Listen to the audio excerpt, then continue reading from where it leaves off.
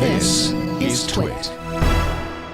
The Japanese company Softbank said today they plan to sell humanoid robots to consumers starting in February. Their $1,900 robot product called Pepper will be able to work as a babysitter, nurse, and emergency medical worker, and will also be able to respond to human emotions, according to Softbank CEO Masayoshi Son. Lance Ulanoff is editor-at-large at Mashable, and he's here to tell us about Pepper. Welcome, Lance. Thanks for having me. So Pepper is I love the idea that more companies are getting into robotics, and apparently SoftBank had made their intentions clear probably 3 or 4 years ago that they wanted to get into this. They partnered with a company called, I believe it's Aldebaran. I can never quite say the name. They didn't build this on their own. It was a company that has been building smaller humanoid. Yes, there it is. Aldebaran. Companies that's been building smaller humanoid robots for a while, actually. They were educational, mostly demonstration. But this is very clearly intended to be a consumer-level robot. And the problem with a lot of humanoid robots we've seen thus far, including Honda Asimo, is that they never make it to market. I just saw earlier this year an incredible demonstration by the bipedal Asimo was walking around, and yet they still couldn't tell me when, if ever, it would come into users' homes, and it would probably cost a whole lot more money than this. If this really ends up being $2,000, that would be incredible. By the way, I'm kind of skeptical of that, knowing what I know about what it takes to build robotics at this level and the ability that this has to move in the way it does and how it can recognize. It has a lot of sensors. In the hand, in the head, it has facial recognition, voice recognition. It's cloud connected. It's got, obviously artificial intelligence that's both in the cloud and local. It does a whole lot of stuff. That is typically a lot more than $2,000. And by the way, what you can't quite see there is it's about 4 feet tall, weighs about 60 pounds. I hope that they can really do it. I mean, even look at the hands. The hands are so articulate. It's extremely exciting to see something like this, but I think everybody should take it with a grain of salt. Masayoshi Son is a really interesting guy. He tends to be somewhat bombastic, kind of funny, speaks off the cuff. I know he was very excited to roll this out there, but, let's talk in 2015 and see if these things at least appear for consumers in Japan, which, by the way, Japan is always leading in robotics. Why?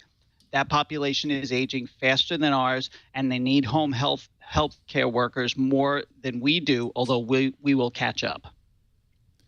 It looks like right now the robot is demonstrating how it can rip the heart out of somebody's body and crush it with its robot hand. Now, you mentioned that Japan is ahead in humanoid robots. And that's what makes it. That's what makes it. So, it shows off to a bad start. Yeah. That's what makes it so astonishing that the company is going with a French. It's the company is a French company, so it's a Japanese company that's going to be selling us a French humanoid robot. Now, Lance, you're a parent. Elise, you're a parent. I'm a parent. Would any of us trust this thing to babysit children? No, not yet. Now, right now, I have teenagers now, so I'd be glad to leave it at home, so we can just sort of say no parties, no drinking. But yeah, to actually take care of a small child that I care about, not yet. By the way, we don't even know how much weight it can hold, because you have to be able to lift something if you have to 20-pound baby. Yeah. Between this robot taking care of your kid and then the Google driverless cars that can take them, to and from school and stuff. Man, what are parents going to do in the future? They're just going to live off the fat of the land, I guess. We're going to build robots. Actually, that sounds pretty good. What if I reverse it and have my robot or have my kids take care of the robot because the robot becomes more precious? Yeah, exactly. No kidding. Yeah, that's right. It is kind of adorable. What you didn't hear there is the sounds that it makes. It doesn't say words, but it makes these childlike sounds. When it's holding that heart, by the way, it's it's like making all these weird noises. Although I do think it would have been hysterical if it had actually ripped someone's heart out and that's what it was holding.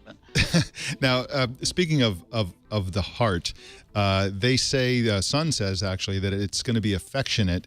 It'll respond to human emotion, and it has something called an emotional engine. Right. What is that about exactly? I mean, it'll actually read the emotions on people, and if you're sad, it'll give you a hug or something. Well, it uses facial recognition to tell the difference between a smile and a frown. vocal, intonation to tell if you're happy or sad, depending on how your voice sounds. It'll have some of this local, but it will use what it learns and use the cloud to get smarter. And one of the examples that they talk about is reading your child a book, and then after the fact telling you, your child smiled while I was reading the book to him.